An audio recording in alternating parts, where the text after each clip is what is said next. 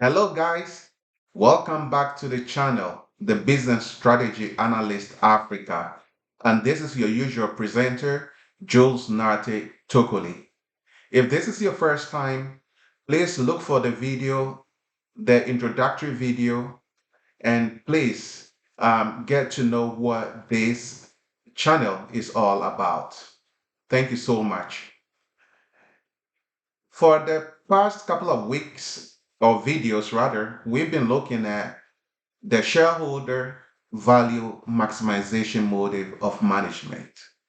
We examined it and we believe that it no longer caters for the needs of modern society, for which reason business strategy should take a look at another model, which I presented as the value pyramid of management. The value pyramid of management has six components. The most important component at the top and the least important at the bottom. In the last video, I did a summary of each one of these components. And I promised to now go into detail for of each one of these components in order to see why they have their relative positions on the pyramid. I have the privilege of fulfilling that promise today by discussing the various components in more detail. In more detail. In the first part in the series, I want to see the place of nature in business strategy. That is what I'm going to be discussing today. And I will start with this quote by UB40 in their track, The Earth Dies Screaming. And it says, quote, a warm, dry wind is all that breaks the silence. The highways quiet. Cars cross the land. People lie, eyes closed, no longer dreaming. Your country needs you. Let's strike up the band. Despite all odds, we must defend our land. Like scattered pebbles, cars lie silent, waiting. Oilless engines seized by dirt and sand. Bodies hanging limp, no longer bleeding. Half-eaten meals lie rotten on the tables. Money clutched within a bony hand shatters down. The banks are not receiving. The earth dies screaming. Unquote. Over the centuries, the shareholder has been held as the single most important stakeholder in management. The interests of shareholders have thus dominated the choices and decisions that management made and continues to make. Call it the shareholder value maximization.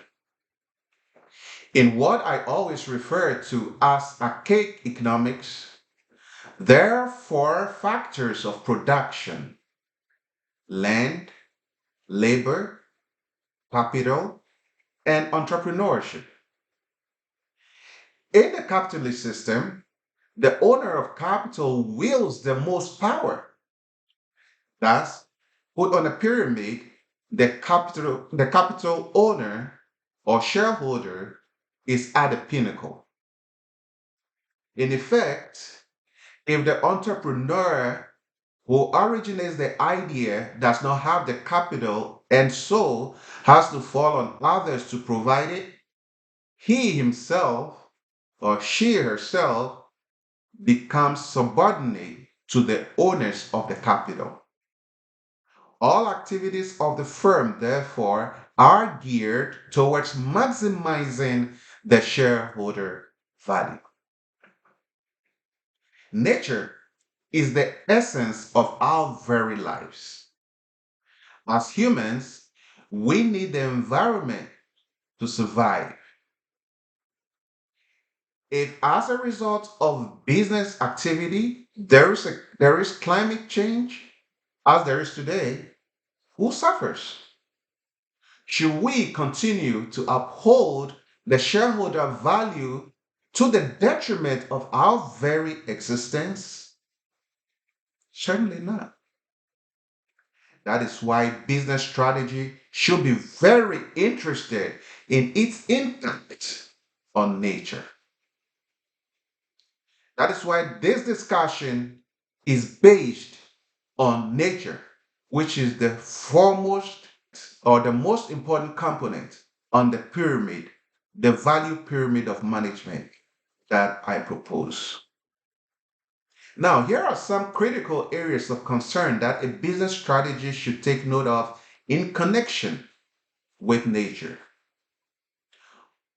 The first one we look at is what to produce.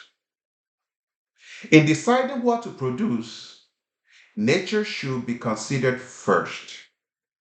In as much as nature supports the strategy by providing all the raw materials, the strategy should also be interested in the effect that what it produces will have on the environment. It is symbiotic. That's simple. It calls for a lot of effort, time, and resources to do due diligence on the environmental impact of a business before deciding on what to produce. However, it is worth it since it means preserving the earth for generations yet unborn. Deciding on what to produce should, as a matter of course, include the use to which what is to be produced will be put. Will its use affect the environment and to what extent? For example, while transportation is very important for economic activities, before deciding to manufacture a certain car, the manufacturer should take into consideration the type of fuel to use, how that fuel is obtained, and the effect that the production of that fuel also has on the environment. It is gratifying to note that some car manufacturers these days have introduced electric engines on the market as alternative to fuel, fossil fuel, even though that is also debatable in regards to how the dead batteries are discarded and so forth. But at least there is some effort in that regard. And so, for now, we want to commend the extent of progress that is being made in this regard. Because we know the effect that fossil fuel has on the environment, both at its extraction, transportation, refinement, and use. If manufacturers of engines will be more creative and steer away from the status quo by producing not only fuel economic machines, but machines that use alternative fuels, that will go a long way to preserve our earth. And this same principle is applicable in other spheres of business activity. Shareholder value maximization should not be paramount. Talking of fuel, many nations view oil as a gold mine, and sure it is. That is why some call it black gold. In Ghana, when oil was found, people hailed it as a blessing from God. Sure, it is part of the natural resources that God, in His generosity, made available for the use of man. But is it for a particular nation? Did God have Ghana or Nigeria or Saudi Arabia, or for that matter, any other nation as we know it today in mind when he put in place the process of creating oil? Certainly not. And did he mean it to be extracted and used to the destruction of the very beautiful creation that he put in place? Again, certainly not. By and large, it is commercial greed and the worship of money that drives nations to extract this resource and make it available to equally greedy economies that are only bent on promoting materialism and consumerism. So much for blessings foreign nations. This has led to the increment of the environmental footprint of the average person on Earth. Writing in New Scientist, Andy Coghlan says, quote, North Americans are the most consumptive, eating resources equivalent to 9.2 global average hectares per capita. He continues, the world can only supply 2.1 global average hectares per person. So already, Americans are consuming 4 times what the earth can sustainably supply. The worrying thing is that if everyone on earth adopted American lifestyles overnight, which is the dream of everybody, those are my words. We would need 4 extra wells to supply their needs, says Rees, unquote. William Rees is from the University of British Columbia in Vancouver, Canada, and was speaking at the Ecological Society of America conference in 2009. The next thing to consider is where to produce. In business strategy, this is another critical factor to consider: where to produce. Usually, it is determinants such as access to raw materials, access to market, access to energy, and the like that determine where a business is sited. Yet, how many businesses take into consideration the environmental impact? Granted, there are some businesses that legally are required to do environmental impact analysis or assessment to ascertain the level of impact that their activities will have on the environment. However, usually parameters are set within which certain negative impacts are said to be safe. Safe indeed. How much cyanide and mercury is safe for people to ingest through water? How much carbon emitted is safe for the environment? In locating the businesses or the business, should you indiscriminately fell all trees on the land? Do you take water bodies in the area into consideration, minding the impact of increased human traffic as a result of commercial activity? For example, in Accra, Ghana, the Dead Kole Lagoon and Odor River, they are examples, prime examples. What species of flora would be affected? That should also be considered. And will locating the business at this location endanger certain wildlife or microorganisms? If the selfish shareholder value maximization is checked, greed is eschewed, and consumerism is discouraged, these questions would not be far fetched.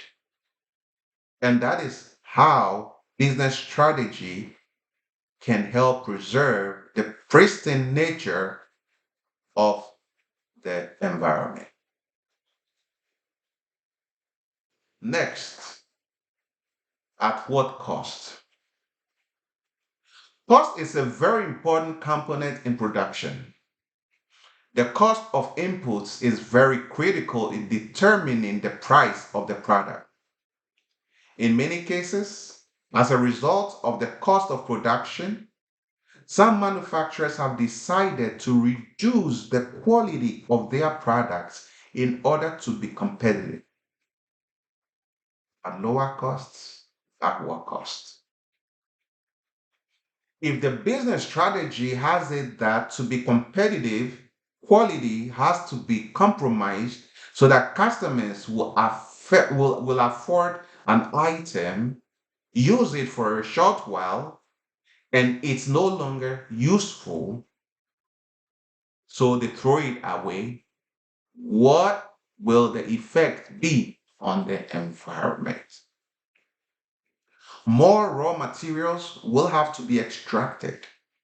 There will be more production with its attendant creation of waste and pollutants that are disposed of to harm the environment.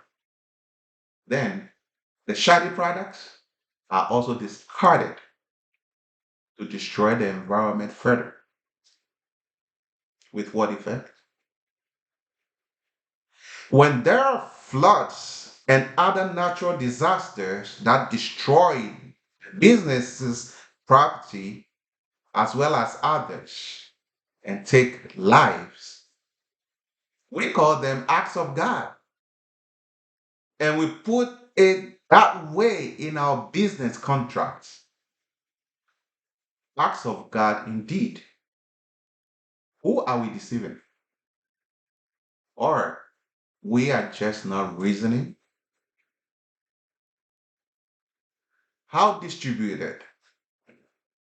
After production, the product has to get to the market, to the final consumer. Distribution comes in as the function to see to that. What is this distribution to be done? Or how is this distribution to be done? What type of transportation will be used? What is the condition of vehicles to be used? How much carbon emissions do they produce? If there's an accident, how will the products affect the environment?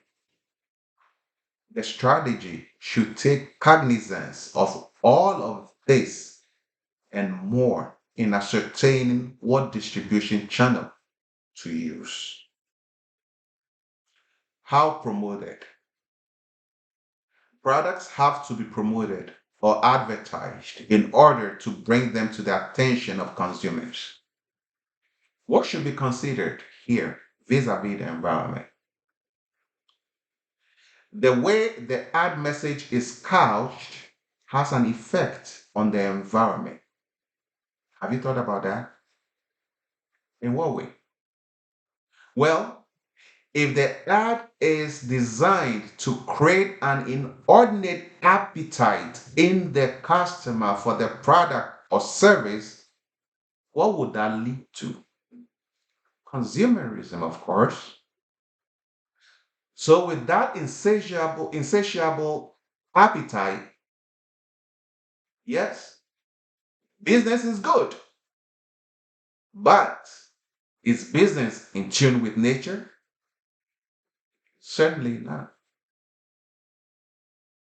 We are now living in a throwaway world Well, because new gadgets and other items are spewed by the day, we want to throw them away.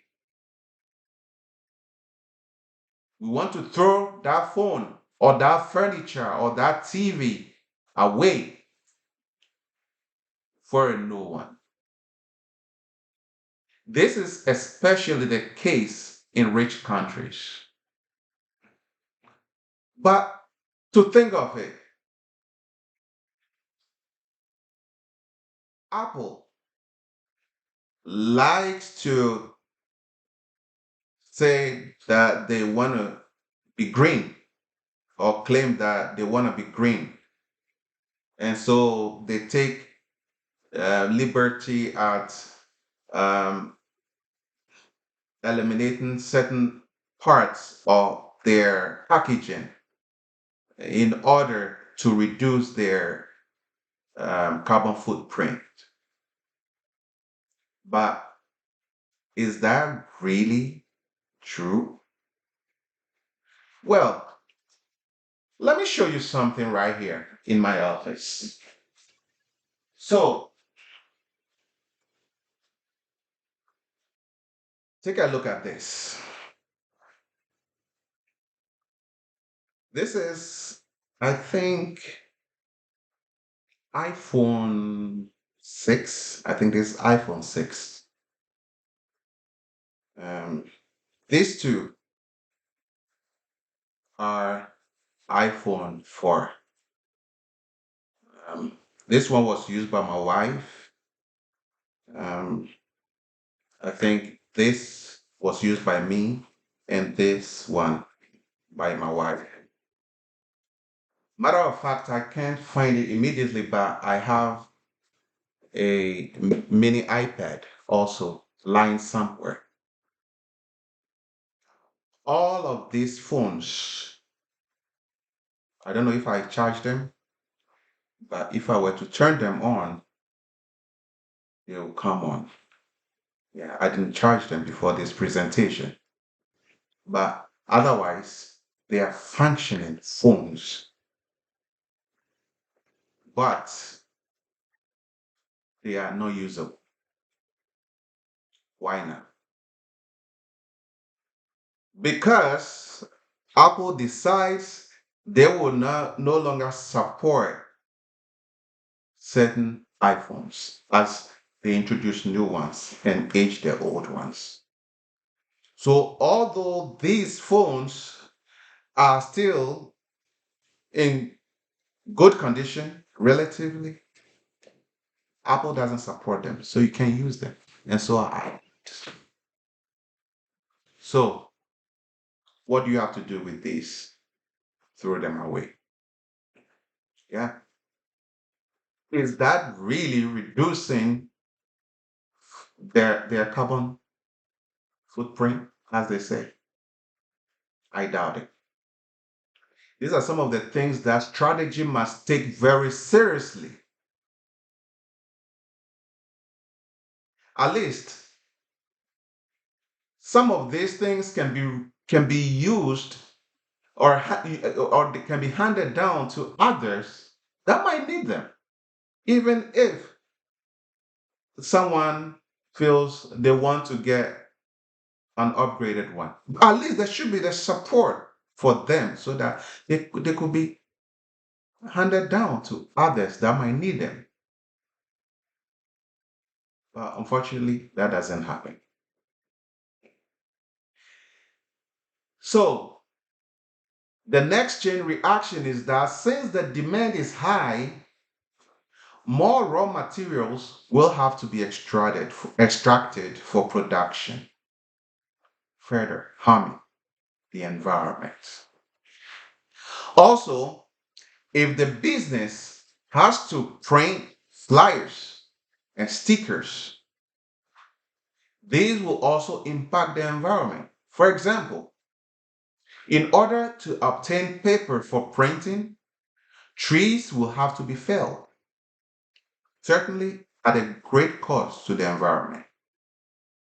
The type of advertisement employed can thus impact either negatively or positively on the environment. The next consideration in production is how packaged, and that's the last bit that we're looking at. An Italian environmental association estimates that a glass bottle thrown into the sea will take 1,000 years to decompose. Plastic bags pollute the sea for 10 to 20 years. Nylon, nylon articles, 30 to 40 years. Cans, 500 years. Polystyrene, 1,000 years. Are these not the very materials used in packaging most products? Does your business strategy take this into consideration? Sure, the shareholder deserves returns on his or her investment. However, that should not cloud out the need to preserve the environment. On the same score, it should not preclude the sacrosanctness of society. In the next video in this series, we'll be examining how your business strategy is in tune with society. So please look out for the next video. Thanks so much for watching. And as usual, you can always place your comments down below. And please, let's respect each other. We're only sharing ideas to see how things can be improved and done better. So no one knows it all. We just gotta share our thoughts. So please feel free to do so and let's enjoy the conversation. So until then, this has been your business strategy analyst, Jules Nartey-Tokoli. Thanks again for watching. See you in the next video. Bye-bye.